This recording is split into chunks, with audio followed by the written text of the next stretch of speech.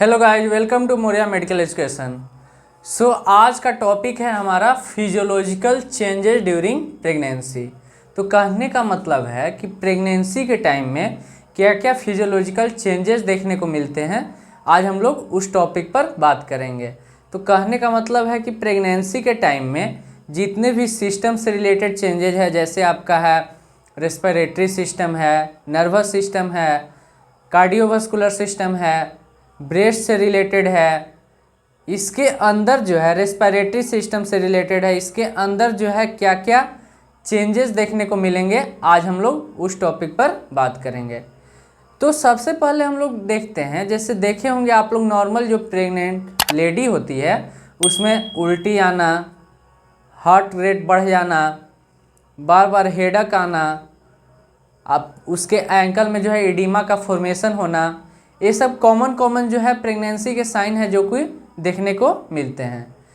तो हम लोग बात करते हैं कि आखिर जो जितने भी चेंजेस जो देखने के लिए मिल रहे हैं वो किसकी वजह से मिल रहा है, तो वो है आपका हार्मोनल चेंजेज या फिर हार्मोनल इफेक्ट की वजह से।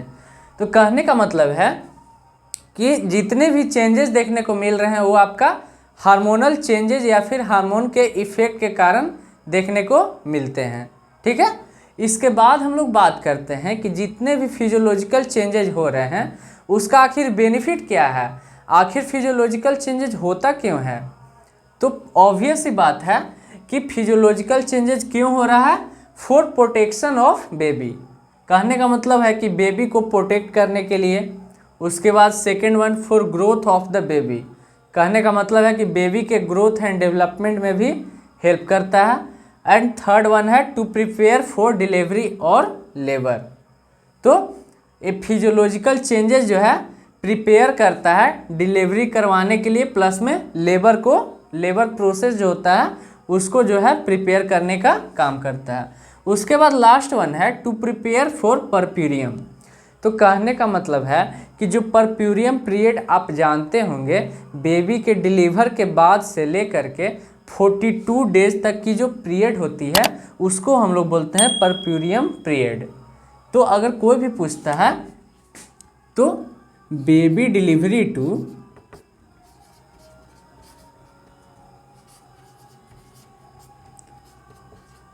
42 डेज, ठीक है। तो ये जो पीरियड आपका होता है, इस पीरियड के अंदर जो है इसको हम लोग नेम देते हैं परप्यूरियम पीरियड। तो ये क्या करता है, परप्यूरियम पीरियड को भी इसको जो है प्रिपेयर करने में हेल्प करता है। इसके आगे हम लोग अब डिस्कस करेंगे कि सिस्टम बाय सिस्टम में क्या क्या चेंजेस देखने को मिल रहे हैं। तो सबसे फर्स्ट हम लोग इसमें देखते हैं कार्डियोवास्कुलर चेंजेज। तो कहने का मतलब है कि हार्ट के अंदर जो है क्या क्या चेंजेस देखने को मिलते हैं प्रेगनेंसी के दौरान, हम लोग उसका सबसे पहले बात करेंगे। तो फर्स्ट ऑर्गन के अंदर चेंजेस देखते हैं कार्डियोवास्कुलर सिस्टम के अंदर। तो देखिए सबसे पहला क्या देखने को मिलेगा, हाइपरवोलेमिया। सबसे जो मोस्ट कॉमन है, सबसे ज़्यादा जो मतलब बोला जाए तो प्रेगनेंसी के टाइम में चेंजेस के अंदर सबसे बड़ा वर्क होता है हाइपरवोलेमिया कंडीशन का।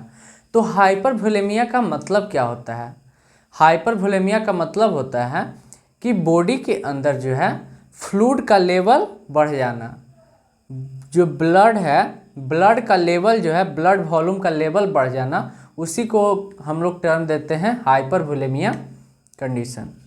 तो यहाँ पर वही लिखा हुआ है, हाइपरवोलेमिया का मतलब है increase level of fluid in body. Body के अंदर लेवल ऑफ फ्लूइड का लेवल जो है उसका बढ़ जाना। इसके बाद हम लोग बात करते हैं कि हाइपरवोलेमिया कंडीशन आखिर होता क्यों है, आखिर इसकी ज़रूरत क्यों है, क्यों होता है हाइपरवोलेमिया कंडीशन प्रेगनेंसी के दौरान। तो देखिए इस दौरान जो है क्या होता है कि इंक्रीज सिक्रीशन ऑफ अल्डोस्टेरोन। आप लोग जानते होंगे अल्डोस्टेरोन एक हार्मोन होती है जिसका जो है सिक्रीशन जो है इंक्रीज हो जाता है। तो अल्डोस्टेरोन जो होती है एक एंटी डायरेटिक हार्मोन होती है। कहने का मतलब है कि एंटी डायरेटिक का मतलब आप लोग समझते होंगे यूरिन फ्रीक्वेंसी का कम होना। आप लोग पढ़े होंगे diuretics drug, anti diuretic drug. तो एंटी डायरेटिक का मतलब है कि यूरिन की फ्रीक्वेंसी को कम करने वाला हार्मोन। तो इसके अंदर देखिए एंटी डायरेटिक हार्मोन की वजह से क्या होता है, decrease level of urine output.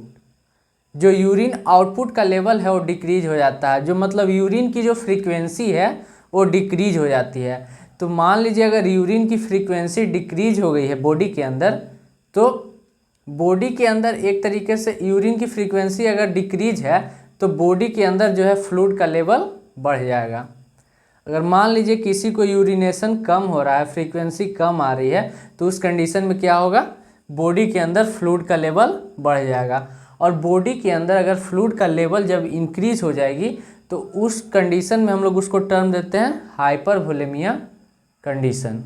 ठीक है, इसके बाद हम लोग बात करते हैं कि आखिर जो है हाइपरवोलेमिया कंडीशन की आखिर ज़रूरत क्या है। आखिर हाइपरवोलेमिया कंडीशन क्रिएट हो रही है तो आखिर इसकी ज़रूरत क्या है। तो ज़रूरत क्या है इसकी हम लोग बात करें तो to supply proper blood and nutrition to the foetus. तो कहने का मतलब है कि मान लीजिए पहले मदर थी तो मदर को 5 लीटर ब्लड की ज़रूरत थी, लेकिन उसके अंदर जो है अगर फीटस की डेवलपमेंट हो रहा है तो उस कंडीशन में जो है फीटस को भी तो ब्लड सप्लाई चाहिए और न्यूट्रिशन चाहिए ताकि वो प्रॉपर जो है डेवलप कर सके। तो उसको प्रॉपर फीटस के डेवलपमेंट के लिए यहाँ पर जो है ब्लड वॉल्यूम का लेवल बढ़ाया जाता है। तो सबसे पहला क्या हो गया, हाइपरवोलेमिया क्यों ज़रूरी है, ताकि जो है फीटस को जो है प्रॉपर ब्लड सप्लाई और न्यूट्रिशन मिल सके ताकि वो उसका जो है प्रॉपर डेवलपमेंट और ग्रोथ हो सके। उसके बाद नेक्स्ट क्या है, to maintain fluid level during PPH, मतलब पोस्टपार्टम हेमरेज। तो कहने का मतलब है कि कभी कभी जो है प्रेगनेंसी के बाद जो है बेबी डिलीवरी के बाद पीपीएच कंडीशन देखने को मिलती है। तो पीपीएच कंडीशन में हम लोग जानते हैं कि बहुत ज़्यादा ब्लीडिंग होती है। तो मान लीजिए अगर माँ के अंदर हाइपरवोलेमिया कंडीशन पहले से है तो हाइपरवोलेमिया कंडीशन होने की वजह से क्या होगा कि जब पीपीएच अगर थोड़ा बहुत होता भी है, ब्लीडिंग थोड़ा बहुत ब्लड बाहर भी निकल जाता है, तो बॉडी जो है अपने आप को उतना कंट्रोल कर सकता है। मदर जो है शॉक में नहीं जा सकती है, कंट्रोल में रह सकती है। तो इसका एक बेनिफिट है, ठीक है, कि पीपीएच के कंडीशन के दौरान जो ब्लीडिंग होती है तो उससे भी ज़्यादा मतलब माँ पर असर नहीं पड़ेगा। इसके बाद जो है हम लोग बात करते हैं अदर चेंजेस की, और जो है कार्डियोवास्कुलर सिस्टम के अंदर और क्या चेंजेस देखने को मिलेंगे। तो आपका फर्स्ट है हार्ट रेट इंक्रीज मिलेगा। बताइए, आप ही खुद सोचिए कि अगर जो है पहले 5 लीटर ब्लड पंप हो रही थी, अब 8 लीटर हो रही है, तो हार्ट जो है फंक्शन ज़्यादा करेगा कि कम करेगा। तो हार्ट जो है ज़्यादा फंक्शन करेगी, तो फंक्शन ज़्यादा करेगी तो हार्ट रेट बढ़ेगा, प्लस कार्डियक आउटपुट इंक्रीज होगा। उसके बाद है लेफ्ट वेंट्रिकल का साइज इंक्रीज होगा। क्यों साइज इंक्रीज हो रहा है, क्योंकि ब्लड वॉल्यूम का लेवल बढ़ रहा है। उसके बाद आपका है हार्ट शिफ्टेड स्लाइटली अपवर्ड। तो देखिए ये क्यों हो रहा है, तो मान लीजिए या हम लोग जानते हैं कि यूटेरस के अंदर जो है बेबी का फॉर्मेशन होता है, डेवलपमेंट होता है। तो यूटेरस की साइज़ जो है धीरे धीरे इंक्रीज होगी। तो यूटेरस की साइज़ जो है धीरे धीरे इंक्रीज होते होते वो एब्डोमिनल कैविटी की तरफ आने लगती है। तो जब ऊपर की तरफ शिफ्ट हो रही है तो हमारा ऑर्गन भी तो है जो है ऊपर की तरफ आएगा, पुश करेगा यूटेरस ऊपर की तरफ। तो वही जो है बोल रहा है कि स्लाइटली जो है हार्ट जो है ऊपर की तरफ शिफ्ट होता है। क्यों होता है, क्योंकि यूटेरस का डेवलपमेंट होता है, यूटेरस का साइज इंक्रीज होता है। यूटेरस का साइज इंक्रीज होने की वजह से हार्ट जो है ऊपर की तरफ हल्का शिफ्ट हो जाता है। तो कार्डियोवास्कुलर सिस्टम के अंदर और क्या क्या चेंजेस देखने को मिलेंगे हम लोग उसको बात कर लेते हैं। तो हमने देखा था कि हाइपरवोलेमिया कंडीशन देखने को मिल रही थी, उसके बाद हार्ट रेट इंक्रीज कर रही थी, कार्डियक आउटपुट इंक्रीज कर रही थी, उसके बाद जो है लेफ्ट वेंट्रिकुलर हाइपरट्रॉफी देखने को मिल रहा था। उसके बाद जो है हार्ट जो है स्लाइटली जो है ऊपर की तरफ शिफ्ट हो रही थी। क्यों शिफ्ट हो रही थी, क्योंकि यूटेरस का साइज जो है वहाँ पर इंक्रीज हो रहा था, इसलिए जो है ऊपर की तरफ शिफ्ट हो रही है। और यूटेरस का साइज जो है क्यों इंक्रीज कर रहा है, क्योंकि उसमें फीटस का डेवलपमेंट हो रहा है, ग्रोथ हो रहा है, इसलिए। अब हम लोग आगे देखते हैं इसमें और क्या क्या चेंजेस देखने को मिलेंगे। तो कार्डियोवास्कुलर सिस्टम के अंदर आप देखने को मिलेंगे, हो सकता है कि आगे चल करके बीपी जो है स्लाइटली कभी डिक्रीज भी होता है, कभी इंक्रीज भी हो सकता है। तो डिक्रीज क्यों होता है इसका हम लोग थोड़ा सा देख लेते हैं कि क्यों डिक्रीज होता है। ऐसे जनरली जो है बीपी नॉर्मल रहता है प्रेगनेंसी के टाइम, लेकिन क्या होता है कि प्रोजेस्टेरोन का लेवल बढ़ने या घटने के कारण जो है वहाँ पर बीपी में जो है एबनॉर्मेलिटी देखने को मिलती है। तो प्रोजेस्टेरोन जो है क्या काउज करता है, वो भासोडाइलेशन करवाता है। तो प्रोजेस्टेरोन पूछेगा प्रोजेस्टेरोन का वर्क क्या है, तो ये भासोडाइलेशन का भी काम करवाता है। और भासोडाइलेशन की बात करें तो भासोडाइलेशन का मतलब होता है वेसल्स को डायलेट करना। वेसल्स को डायलेट करना कहने का मतलब है कि पहले से और ज़्यादा, मान लीजिए वेसल्स था, इसको डायलेट कर दिया है। तो अब आप लोग खुद बताइएगा कि इसमें जो ब्लड फ्लो हो रहा था और इसमें अब जो ब्लड फ्लो हो रहा है, तो इसमें ज़्यादा प्रेशर पड़ेगा या इसमें ज़्यादा प्रेशर पड़ेगा? इसमें स्पेस कम है इसलिए प्रेशर ज़्यादा पड़ेगा। प्रेशर जब ज़्यादा पड़ेगा तो यहाँ पर जो है ब्लड प्रेशर जो है हाई हो जाएगा। और जब यहाँ पर जो है डायलेट है तो डायलेट के कंडीशन में क्या होगा, प्रेशर जो है ब्लड का वेसल्स पे कम पड़ेगा, और कम पड़ेगा तो फिर बीपी यहाँ पर डिक्रीज कर जाएगा। तो यही कंडीशन यहाँ पे लिखा हुआ है कि प्रोजेस्टेरोन जो है वासोडाइलेशन काउज करता है। और वासोडाइलेशन का मतलब क्या होता है, वेसल्स का डायलेट होना। और अगर डायलेट ये होता है तो डायलेट होने की कंडीशन में क्या होगा, बीपी जो है डिक्रीज कर जाएगी। ठीक है, अब इसके आगे हम लोग देखते हैं और क्या क्या चेंजेस हार्ट के अंदर, कार्डियोवास्कुलर के अंदर देखने को मिलेंगे। तो राइट लेग इडीमा एक काउज होता है। तो हम लोग बात करते हैं कि राइट लेग इडीमा क्यों काउज हो रहा है। राइट लेग कहने का मतलब है कि जो प्रेग्नेंट लेडी है, प्रेग्नेंट लेडी के अंदर जो राइट लेग जो है उसका जो दायां पैर है, दायां पैर में इडीमा मतलब स्वेलिंग, वहाँ पर फ्लूइड का कलेक्शन देखने को मिल सकता है। तो क्या होता है कि प्रेगनेंसी के टाइम में हाइपर कोएबिलिटी अकर होता है। हाइपर कोएबिलिटी का मतलब होता है कि क्लॉटिंग फैक्टर का अमाउंट जो है इंक्रीज कर जाना। आप भी ये चीज़ जानते हैं कि अगर क्लॉटिंग फैक्टर का अमाउंट ज़्यादा रहेगा तो ब्लड जो है आगे जो है फ्लो नहीं हो पाएगा, ब्लड वहीं पर रुक जाएगा।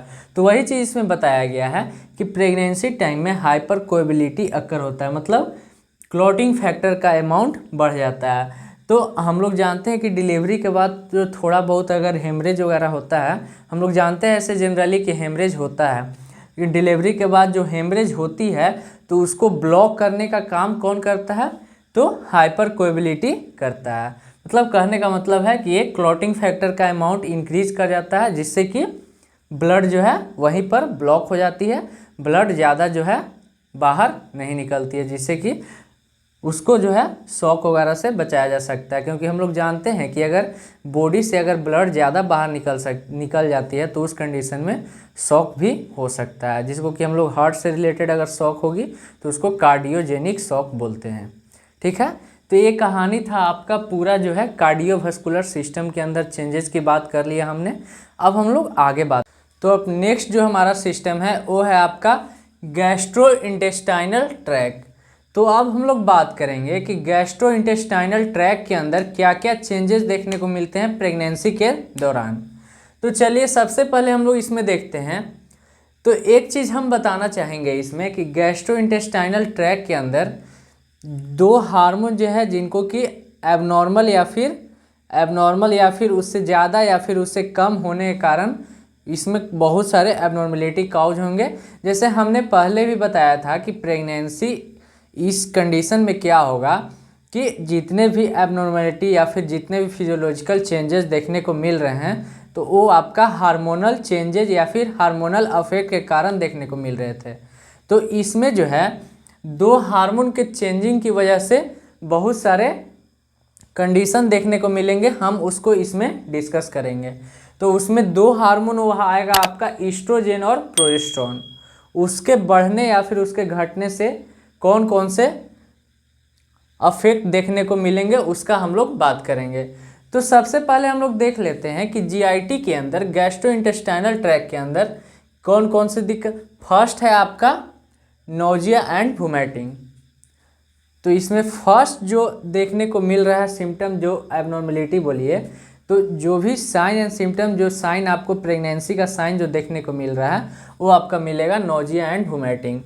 तो देखा जाता है कि मतलब मॉर्निंग के टाइम जो होता है, जब सुबह सुबह महिला उठती है तो उस टाइम जो है वोमिटिंग ज़्यादा आने का चांसेस, मतलब वोमिटिंग उसी टाइम आने का उन लोग को चांसेस रहता है। तो ऐसा क्यों रहता है, इसका हम लोग बात करते हैं। कि देखिए यहाँ पर लिखा हुआ है कि मॉर्निंग टाइम में आता है, ठीक है, मॉर्निंग टाइम में आता है।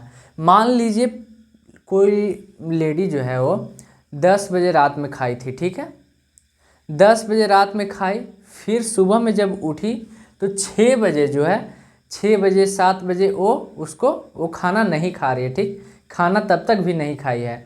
तो क्या होगा उस कंडीशन में, जब उसका खाना जो है पच जाएगा, तो खाना पचने के बाद क्या होता है कि जो उसके अंदर जो है फैट पहले से जो एब्जॉर्ब है, जो पहले से कार्बोहाइड्रेट जो एब्जॉर्ब है, वो जो है फिर से जो है ब्रेक डाउन होने लगेगा। तो मान लीजिए वो खाना खाई थी 10 बजे, तो उस टाइम उसके अंदर पूरी तरीके से कार्बोहाइड्रेट प्रेजेंट था, ठीक है। लेकिन जब सुबह उठती है वो, तो उसका कार्बोहाइड्रेट जो है वो डिक्रीज कर जाएगा, लेवल डिक्रीज कर जाएगा, क्योंकि खाना जो है वो पच गया है और वही एनर्जी जो है यूज कर रहा है। लेकिन फिर क्या होगा कि खाना अगर वो नहीं खाएगी तो उसके बाद क्या होगा, उसके अंदर जो फैट पहले से एब्जॉर्ब है वही जो है ब्रेक डाउन होगा, वही टूट करके एनर्जी के फॉर्म में उसको मिलते रहेगा।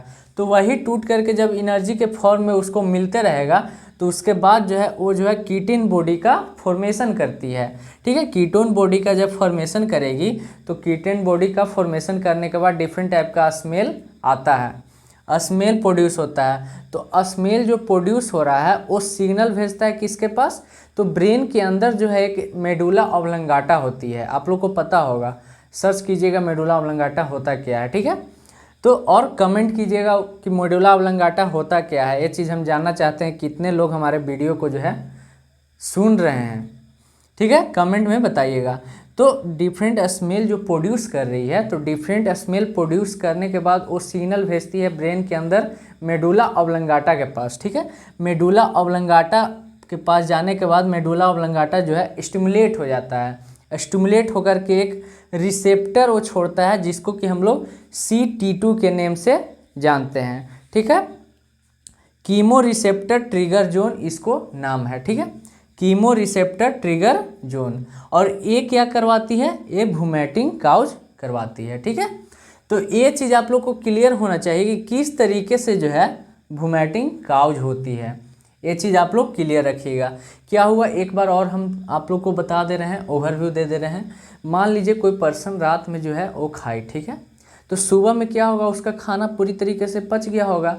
जब पच गया होगा तो फिर जो है उसके अंदर जो पहले से फैट ऑब्जर्व है, वही फैट जो है फिर से ब्रेक डाउन होगा, ताकि एनर्जी के फॉर्म में, ATP के फॉर्म में ब्रेक डाउन होगा, ताकि उसको एनर्जी मिल सके, ठीक है। जब फैट ब्रेक डाउन होती है तो उसके बाद जो है कीटोन बॉडी का फॉर्मेशन होती है, कीटोन बॉडी का फॉर्मेशन हो रही है, तो कीटोन बॉडी फॉर्मेशन होने के बाद डिफरेंट टाइप का स्मेल प्रोड्यूस करती है, और स्मेल जो प्रोड्यूस करती है वो डायरेक्ट सिग्नल कहाँ भेज रही है, मेडुला ऑब्लंगाटा के पास। तो मेडुला ऑब्लंगाटा वहाँ से स्टिमुलेट हो रहा है और एक रिसेप्टर छोड़ता है, जिसको कि नाम देते हैं CT2, chemo receptor trigger zone, ठीक है। कीमो रिसेप्टर ट्रिगर जोन क्या करवाता है, वोमिटिंग काउज करवाता है, ठीक है। यहाँ तक क्लियर होगा। अब हम लोग आगे देखते हैं कि किस तरीके से जो है ईस्ट्रोजन जो है GIT ट्रैक पे अटैक करती है, ठीक। तो अब जो है इसमें हम लोग बात करते हैं कि ईस्ट्रोजन जो है किस तरीके से GI ट्रैक पे एक्ट करती है, और ईस्ट्रोजन का लेवल बढ़ने के कारण कौन कौन से डिजीज या फिर एबनॉर्मलिटी देखने को मिल सकती है, ठीक है। तो फर्स्ट में हम लोग इसमें देखे थे कि गैस्ट्रोइंटेस्टाइनल ट्रैक के अंदर नोजिया और वोमिटिंग हो रही थी, और ये भी देखे थे कि नोजिया वोमिटिंग किस तरीके से काउज हो रही थी, ठीक है। अब हम लोग देख रहे हैं कि GI ट्रैक पे किस तरीके से ईस्ट्रोजन वर्क करती है और कौन कौन से डिजीज या फिर एबनॉर्मलिटी को काउज करती है। तो देखिए, सबसे पहले ईस्ट्रोजन पर वर्क की, ठीक है। तो ईस्ट्रोजन का काम क्या होता है, ये जो है सलाइवा सिक्रीशन को बढ़ाता है, ठीक है, सलाइवा सिक्रीशन को बढ़ाने का काम करता है। तो मान लीजिए सलाइवा का सिक्रीशन अगर बढ़ता है, तो बढ़ने के कारण क्या होगा, जो हमारे जो गम्स हैं, जो मसूड़े हैं हमारे, वो धीरे धीरे मॉइस्ट होने लगेंगे। मतलब कहने का मतलब कि पूरा जो माउथ है मॉइस्ट होने लगेगा। आप लोग खुद सोचिए कि अगर किसी भी चीज़ में, अगर मान लीजिए रूम ही है, अगर पानी इसमें ज़्यादा देर तक पानी नमी रहेगा तो मॉइस्ट रहेगा कि नहीं रहेगा? बिल्कुल मॉइस्ट रहेगा। तो वही चीज़ यहाँ पर है कि अगर हमारे माउथ के अंदर अगर नमी रहता है ज़्यादा देर तक तो क्या होगा, वहाँ की जो मसल्स होगी वो वीक हो जाएगी। तो वही चीज़ यहाँ पर बताया गया है कि अगर माउथ मॉइस्ट हो रहा है, एल्सो गम जो मसूड़े हैं हमारे मॉइस्ट होंगे, तो मॉइस्ट होने के बाद क्या होगा, धीरे धीरे जो है गम जो है वो वीक होने लगेगा। तो मसूड़ा हमारा वीक होने लगेगा। अगर मसूड़ा अगर वीक होता है तो कट लगने का चांसेस बढ़ जाएंगे, इन्फेक्शन का चांसेस बढ़ जाएगा। अगर गम्स जो है वीक हो गया है तो वीक होने के कारण क्या होगा, इन्फेक्शन जल्दी ट्रांसमिट हो जाएगा। प्लस में है कि किस अगर कट वगैरह भी लगने का चांसेस जो है बढ़ जाएगा। तो उसके कारण क्या होगा, गम्स जो यहाँ पर ब्रेकडाउन होगा, टूटेगा, तो इन्फेक्शन का चांसेस बढ़ेगा। तो कौन सा डिजीज काउज होगा, गिंगिवाइटिस। ये चीज़ आप लोग याद रखिएगा कि गम्स में अगर इन्फ्लामेशन काउज होता है तो उसको हम लोग टर्म देते हैं गिंगिवाइटिस। ठीक है। इसके बाद जो है गिंगिवाइटिस अगर हो जाता है तो यहाँ पर होने के बाद क्या होता है, गिंगिवाइटिस से एयर स्प्रेड होने लगता है नीचे की तरफ, फेरिंग्स की तरफ। ठीक है। तो फेरिंग्स की तरफ अगर ट्रांसमिट होता है तो फेरिंग्स के अंदर इन्फेक्शन काउज करेगा, जिसको हम लोग क्या टर्म देते हैं, फेरिंजाइटिस। ठीक है। फेरिंजाइटिस जो है ये फेरिंग्स को 3 पार्ट में डिवाइड किया गया है। ठीक है। ये नेजोफेरिंग्स, ओरोफेरिंग्स और लैरिंगोफेरिंग्स। तो अगर फेरिंग्स के अंदर इन्फेक्शन काउज हो रही है तो फिर ये तीनों पार्ट में इन्फेक्शन काउज होगी ना, क्योंकि ये फेरिंग्स का ही पार्ट है। तो फेरिंग्स का कौन कौन से पार्ट है, नेजोफेरिंग्स में होता है तो नेजोफेरिंजाइटिस, ओरोफेरिंजाइटिस और लैरिंजोफेरिंजाइटिस। ठीक है। तो हमने देखा कौन सा डिजीज काउज हो रहा है, पहला फेरिंजाइटिस काउज हो रहा है। ठीक है। अब जो है फेरिंग्स जो है, फिर से जो है फेरिंग्स से एक नर्व कनेक्टेड होता है। ये कहाँ पर कनेक्टेड होता है, तो यूएसियन ट्यूब के थ्रू ईयर में। तो ईयर में अगर इन्फेक्शन काउज करती है तो उसको हम लोग टर्म देते हैं ओटाइटिस मीडिया। ओटाइटिस मीडिया इसको कहते हैं अगर infection in the middle layer of the year, that is called otitis media. अब ओटाइटिस मीडिया में अगर इन्फेक्शन काउज हो रही है तो वहाँ से फिर ये ट्रांसमिट हो सकती है ब्रेन के अंदर। अगर ब्रेन में अगर ट्रांसमिट होती है तो फिर इंसेफेलाइटिस काउज करती है। ठीक है। इंसेफेलो आप लोग नेम सुने होंगे, ये ब्रेन का पार्ट है। तो ये जो है अगर इसमें इन्फेक्शन या इन्फ्लामेशन हो रहा है तो इसको इंसेफेलाइटिस बोलते हैं। तो कौन कौन सा पार्ट देखें हम लोग यहाँ पर, तो अगर कोई भी पूछता है कि ईस्ट्रोजन का लेवल किस तरीके से जीआई ट्रैक्ट पे एक्ट करता है तो आप लोग यहाँ पर बता सकते हैं। और प्लस में अगर कोई पूछता है कि ईस्ट्रोजन का लेवल अगर जीआई ट्रैक्ट पे जो है अगर वर्क कर रहा है तो कौन कौन से डिजीज काउज कर सकते हैं, कौन कौन से एबनॉर्मेलिटी देखने को मिल सकती है, तो आपका फेरिंजाइटिस मिल सकता है, ओटाइटिस मीडिया देखने को मिलेगा, इंसेफ्लाइटिस देखने को मिलेगा। ठीक है। तो ईस्ट्रोजन का काम क्या था, सलाइवा के सिक्रीशन को बढ़ा रहा था। जब सलाइवा की सिक्रीशन अगर बढ़ती है तो फिर मॉइस्ट पूरा माउथ हो जाएगा, गम्स जो है मसूड़े जो है पूरा मॉइस्ट हो जाएगा। जब ज़्यादा देर तक मॉइस्ट रहेंगे तो फिर क्या होगा, गम्स में इन्फेक्शन होने का चांसेस बढ़ जाएगा, गम्स वीक हो जाएगा। तो इन्फेक्शन होने के कारण उसको टर्म देते हैं गिंगिवाइटिस। और गिंगिवाइटिस के कारण ही ये सब जो है काउज हो रहे हैं। कौन कौन से, pharyngitis, otitis media and encephalitis. अब हम लोग आगे देखते हैं कि ईस्ट्रोजन की बात हमने कर ली, लेकिन अब बात करते हैं कि प्रोजेस्टेरोन जो है किस तरीके से जीआई ट्रैक्ट पे वर्क करता है। तो अब हम लोग देखते हैं कि प्रोजेस्टेरोन अगर वर्क करती है जीआई ट्रैक्ट के ऊपर तो क्या क्या चेंजेस देखने को मिलेंगे। हमने पहले देखा कि ईस्ट्रोजन जो है किस तरीके से जीआई ट्रैक्ट पे वर्क कर रही थी, क्या काउज कर रही थी, कौन कौन से एबनॉर्मेलिटी काउज कर रही है। अब हम लोग बात करते हैं कि प्रोजेस्टेरोन जो है जीआई ट्रैक्ट पे वर्क करती है तो कौन कौन से एबनॉर्मेलिटी देखने को मिलती है। ठीक है। तो जीआई ट्रैक्ट पे वर्क करती है तो प्रोजेस्टेरोन का काम हम लोग जानते हैं क्या होता है, भासोडाइलेटर का काम होता है। ठीक है। तो भासोडाइलेटर का मतलब है कि वेसल्स को डायलेट करना। तो क्या होगा जीआई ट्रैक्ट के अंदर, जीआई ट्रैक्ट के अंदर स्मॉल इंटेस्टाइन और लार्ज इंटेस्टाइन प्रेजेंट होते हैं। आप लोग को पता होगा कि ये दोनों जो है स्मॉल इंटेस्टाइन और लार्ज इंटेस्टाइन प्रेजेंट होते हैं। स्मॉल इंटेस्टाइन और लार्ज इंटेस्टाइन जो है उसका जो है डायमीटर जो है इंक्रीज कर जाता है। तो हम भासोडाइलेशन के अंदर क्या बोले कि वेसल जो है यहाँ पर डायलेट हो रही है। तो यहाँ पर भी वही बात होगी, जो स्मॉल और लार्ज इंटेस्टाइन का जो साइज है वो इंक्रीज कर जाएगा, उसका जो डायमीटर है वो बढ़ जाएगा। पहले 2 था तो अब 4 हो जाएगा। तो डायमीटर बढ़ने के कारण क्या होगा कि जो फूड जो जिस मूवमेंट से जा रही थी तो मूवमेंट जो है स्लो हो जाएगा। मूवमेंट क्यों स्लो हो रहा है? क्योंकि साइज बढ़ गया है। बाकी हम लोग खाना तो उतना ही इंटेक कर रहे हैं, लेकिन साइज जो है बढ़ गया है। तो साइज बढ़ने से मूवमेंट जो है स्लो हो गया है। तो मूवमेंट स्लो होने के कारण जो है कॉन्स्टिपेशन काउज करेगा। मूवमेंट स्लो कहने का मतलब है कि जैसे मान लीजिए पहले जो डायमीटर थी वो 2 सेंटीमीटर थी, तो खाना जो है पूरी तरीके से मूवमेंट हो रहा था, मूवमेंट हो करके पूरी तरीके से वो मूवमेंट होने के बाद नीचे जा रहा था, जिससे कि खाना जो है अच्छे से पच जा रहा था। लेकिन अब क्या हो रहा है कि वेसल डायलेट होने के कारण खाना का मूवमेंट ही नहीं हो पा रहा है, मूवमेंट हो करके नीचे नहीं जा पा रहा है। तो जब मूवमेंट हो करके नीचे नहीं जाएगा तो फिर तो कॉन्स्टिपेशन काउज करेगा ही। क्योंकि हम लोग जानते हैं कि हम लोग जो खाना लेते हैं वो मूवमेंट हो करके छोटे छोटे टुकड़ों में बट जाते हैं। छोटे छोटे टुकड़ों में बटने के बाद जो है एब्जॉर्ब होते हैं स्मॉल इंटेस्टाइन और लार्ज इंटेस्टाइन में जा कर के। तो यहाँ पर क्या होगा कि डायलेट होने के कारण क्या होगा कि खाना जो है ब्रेकडाउन तो हो रहा है, लेकिन ब्रेकडाउन वो पूरी तरीके से ब्रेकडाउन नहीं हो रहा है। पूरी तरीके से ब्रेकडाउन नहीं हो रहा है, प्लस मूवमेंट जो है स्लो रहने के कारण क्या होगा, खाना ठीक से पचेगा नहीं पचेगा। तो उसी को हम लोग बोलते हैं कॉन्स्टिपेशन यहाँ पर काउज करेगा। तो यही चीज़ पहला क्या इसमें देखने को मिला कि प्रोजेस्टेरोन जो जीआई ट्रैक्ट पे वर्क करेगी तो कॉन्स्टिपेशन देखने को मिलेगा। किस तरीके से मिलेगा वो भी हमने समझ लिया। इसका मेन एक ही कारण है कि स्मॉल इंटेस्टाइन और लार्ज इंटेस्टाइन का डायमीटर बढ़ जाना। डायमीटर बढ़ने के कारण क्या होगा, मूवमेंट जो है फूड का ब्रेकडाउन का वो स्लो हो जाएगा। ठीक है, इसके बाद हम लोग अब बात करते हैं ये हार्ट बर्न काउज करती है। तो हार्ट बर्न कहने का मतलब कि इसको क्या बोलते हैं, जलन। हार्ट के अंदर जो है जलन होगा। तो जलन कैसे होगा, तो ये HCl के सिक्रीशन के कारण मोस्टली होता है।